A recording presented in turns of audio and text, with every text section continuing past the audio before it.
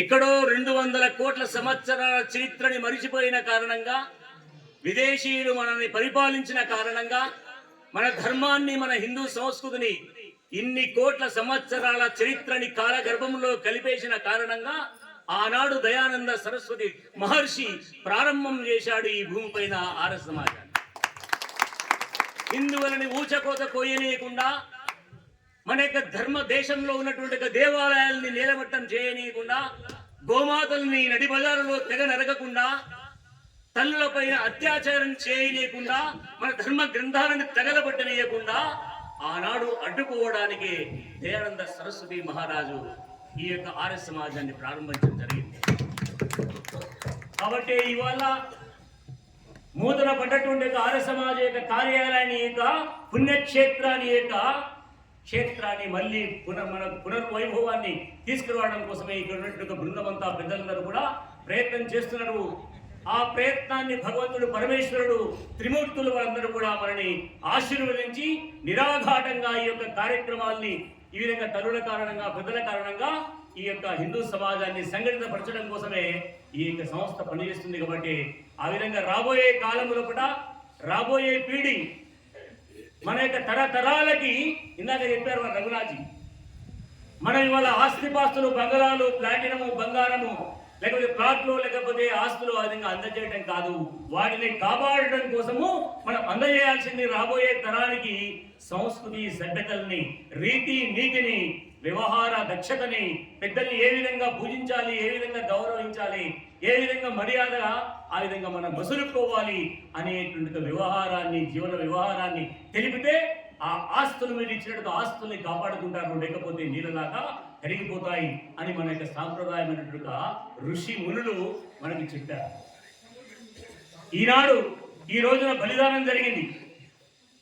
ఏ ధర్మ సంస్కృతుల్ని కాపాడడం కోసం, ఈ భూమిని కాపాడటం కోసం, మాతృభూమిని కాపాడటం కోసం ఎంతో మంది వాళ్ళ యొక్క శరీర భాగాలు తెగ నరికిన, తెగ కోసిన, ముక్కలు ముక్కలు నరికిన, అత్యాచారాలు జరిపిన, దేవాలయాలను నేరమట్టం చేసిన, వాటిని కాపాడుకోవడం కోసం ముసల్మానులుగా, క్రైస్తవులుగా మారినటువంటి వారిని స్వధర్మంలోకి మార్పు తీసుకురావడం కోసమే స్వామి శ్రద్ధానంద, స్వామి దయానంద సరస్వతి శిష్యుడైనటువంటిగా స్వామి శ్రద్ధానంద వారు కూలిపోయి ఎన్నో విద్యాలయాల్ని, ఎన్నో యూనివర్సిటీల్ని ప్రారంభం చేసి హిందూ ధర్మంలోకి, స్వధర్మంలోకి మళ్ళీ తీసుకురావడం కోసం ప్రయత్నం చేస్తున్నట్టుగా కారణంగా ఢిల్లీ నగరంలో ఉన్నట్టుగా ఒక మతోన్మాది అయినట్టుగా అబ్దుల్ రషీద్ అనేటువంటి రౌడీ ముస్లిం, వారు చేస్తున్న కార్యకలాపాలని మహమ్మదీలుగా మారిపోయినట్టుగా, హిందువుల నుంచి మహమ్మదీలుగా మారిపోయిన వారిని ఈ స్వామి శ్రద్ధానంద మళ్ళీ తిరిగి హిందూ ధర్మంలోకి మారుస్తున్నాడు.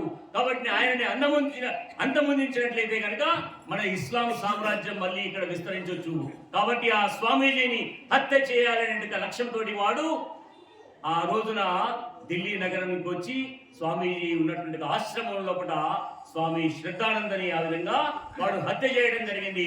అబ్దుల్ రషీద్ అనేట్టుగా దుర్మార్గుడు, రాక్షసుడు మన స్వామి శ్రద్ధానందని బలి తీసుకోవడం జరిగింది. మన యొక్క ధర్మభూమిలో, మోక్ష భూమిలో, తపోభూమిలో ఈ ధర్మాన్ని కాపాడుతూ నిరంతరం ఆ యొక్క జీవితాన్ని త్యాగం చేసి ఈ భూమాత కోసము, భూమాతని కాపాడడం కోసము తన జీవన సర్వస్వాన్ని త్యాగం చేసిన మహానుభావుడిని పోగొట్టుకున్నాం మనం ఆ రోజున స్వామి శ్రద్ధానందని. అబ్దుల్ రషీద్ కారణంగా ఆ అబ్దుల్ రషీద్ని భుజం మీద తడుతూ నువ్వు గొప్ప దేశభక్తుడు అని మన గాంధీ తాత మెచ్చుకున్నాడు. స్వామి శ్రద్ధానందని హత్య చేసిన తర్వాత కాకినాడలో కాంగ్రెస్ మహాసభలు జరుగుతుండే నువ్వు గొప్ప దేశభక్తుడు అని వాణ్ణి కీర్తించాడు. స్వామి శ్రద్ధానందకి ఏమాత్రం కూడా శ్రద్ధాంజలి ఘటించే. ఇవాళ గాంధీ తాత గురించి నిజాలు తెలుసుకోవాలి. ఆ ఫోటో పెట్టుకొని నేను కూడా మొక్కే బాల్యములో, ఈనాడు మొక్కను. మీరు ఏమనుకున్నా సరే, ఎవరు ఏ పార్టీ వాడు ఏమనుకున్నా సరే, నిజం తెలియాలి ఈ జాతికి, నా రాబోయే తరానికి. ఆ ద్రోహులు ఏం చేశారో, ఈ భూమాతని ఏ విధంగా తెగ నరికారో, 40 లక్షల మందిని పొట్టున పెట్టుకొని ముక్కలు ముక్కలుగా గొర్రెల్ని, కోళ్ళని కోసి ముక్కలు ముక్కలుగా మన భారతదేశానికి ఇచ్చి హస్కే హస్కే లే హమ్ పాకిస్తాన్, లడకే లేకే హిందుస్థాన్ అని స్వామి శ్రద్ధానందని ఎంతో మంది సాధు సంతుల్ని పొట్టున పెట్టుకొని ఆ ధూర్తుని భూమాతని తెగ నరికారు. కాబట్టి అంతమంది అసలు భాష గురు తేగ్ బహదూర్, గురు గోవింద్ సింగ్ యొక్క తండ్రి గురు తేగ్ బహదూర్, గురువుల యొక్క అష్టమ గురువైనట్టుగా గురు తేగ్ బహదూర్, దశమ గురువైనట్టుగా గురు గోవింద సింగ్ తన యావత్ కుటుంబం అంతా కూడా ఈ భూమాతని, భారత మాతని కాపాడటం కోసం వాళ్ళ యొక్క కొడుకులు, నలుగురు కొడుకుల్ని ఈ విధంగా ఈ భారత మాత సేవ కోసం, ధర్మాన్ని కాపాడటం కోసం ఆవిరైపోయారు. సజీవ సమాధి చేశారు 9-11 సంవత్సరాల వయసులో జోరావర్ సింగ్ ఫతేహ్ సింగ్ని. తన కన్న తండ్రి గురు తేగ్ బహదూర్ని ఢిల్లీ నది వీధుల్లో చాందినీ చౌక్లో ఈ విధంగా బల్ల మీద పడుకోబెట్టి ఇస్లాంను స్వీకరించని కారణంగా, నమాజు చేయని కారణంగా, మసీదుకు రాని కారణంగా, తురకవాడిగా మారినందుకు ఆయనకు శిష్యుల్ని నరక యాతన పెట్టి మలమల మసిలేటువంటిగా బందా బైరాగిని, సంత్ రవిదాసుని, సంత్ మధుదాసుని ముగ్గురి శిష్యుల్ని కూడా ఆ విధంగా నరికి పడేశారు. చివరికి ఇస్లాంని స్వీకరించని కారణంగా ఆనాడు ఉన్నటువంటి ఔరంగజేబు అనే రాక్షస మూక వాడి యొక్క నాయకత్వంలో కూడా బల్ల మీద పడుకోబెట్టి ఆనాడు గురు తేగ్ బహదూర్ని రంధ్రంతో ఏ విధంగా అయితే చెట్లను కోస్తామో, మనం మొద్దులని కోస్తామో, అలా మన యొక్క గురు తేగ్ బహదూర్ హిందూ ధర్మం కోసం కాశీ పండిట్గా ఉన్నట్టుగా ఆ మహానుభావాన్ని చాందినీ చౌక్ యొక్క చౌరస్తాలో ఆ బల్ల మీద పడుకోబెట్టి తెగ కోసారు. ఆనాడు కోసిన తర్వాత హిందూ కాఫిర్లారా తస్మాత్ జాగ్రత్త, మీరు ఇస్లాంని స్వీకరించకపోతే, తురగవాడిగా మారకపోతే మీకు కూడా ఈ గురు తేగ్ బహదూర్కి పట్టినట్టుగా గతి పడుతుంది అని చాందినీ చౌక్ యొక్క కోట గుర్జులకి శరీర భాగాల్ని వేలాడదీశారు. తన కన్న తండ్రి యొక్క ఆత్మార్పణ చూశాడు, తన యొక్క శిష్యుల యొక్క, తన తండ్రి శిష్యుల యొక్క బలిదానం చూశాడు. గురు గోవింద సింగ్, నేను బతికున్నంత కాలం నా కుటుంబం యావత్తంతా కూడా ఈ భారత మాత సేవలో నేను పాల్గొంటానన్నాడు. పాల్గొంటూ ఆ విధంగా ఇద్దరు పెద్ద కొడుకులతో యుద్ధం చేస్తూ, ఔరంగజేబుతో యుద్ధం చేస్తూ ఆ విధంగా సంవత్సరాల తరబడి పోరాటం చేస్తూ యుద్ధ భూమిలో నేలకొల్పిపోయారు. బాల్య వయసు 9-11 సంవత్సరాల పిల్లల్ని వాళ్ళ నాన్నమ్మ సురక్షిత స్థావరాలకి తీసుకుని పోతుండే వాళ్ళిద్దరిని కూడా కిడ్నాప్ చేసి వాళ్ళను కూడా తీసుకొచ్చి చిత్రహింసలకు గురి చేశారు. కొరడా దెబ్బలు కొట్టారు. కొరడా దెబ్బలు కొడుతూ ఉంటే చుక్కాతో పాటుగా, బనియంతో పాటుగా, వాళ్ళ చర్మంతో పాటుగా లోపల ఉన్నటువంటి మాంసము ముద్దలు బయటికి వస్తున్నాయి, రక్తధారలు కారుతున్నాయి. అయినా ఏడవలేదు, అయినా బాధపడలేదు, అయినా వెనకంజ వేయలేదు. ఇస్లాం స్వీకరించడానికి వెనకంజ వేసి నా హిందూ ధర్మాన్ని నా తాతలాగా, నా తాత శిష్యులలాగా, నా తండ్రిలాగా, నా ఇద్దరు సోదరులాగా ఈ మాతృభూమి కోసం, నా తల్లుల మాన ప్రాణాన్ని కాపాడడం కోసం హిందువుగా జీవిస్తాము అని చెప్పేసి పిడికిలు బిగిస్తూ, కళ్ళు ఎర్రగా చేస్తూ, పళ్ళు పడపడా కొరుకుతూ ఇస్లాంని స్వీకరించకుండా హిందూ ధర్మంలో మమ్మల్ని చంపినా, నరికినా, ఏమి చేసినా హిందూ ధర్మాన్ని రక్షిస్తూ మేము చచ్చిపోతామురా అని ప్రతిజ్ఞ చేశారు. ఆ విధంగా ప్రపంచ చరిత్ర పుటల్లో బాల్య వయసులో 9-11 సంవత్సరాల పిల్లల్ని సజీవంగా పొందబెట్టినట్టుగా సందర్భాలు ఏ దేశంలో కూడా జరగలేదు.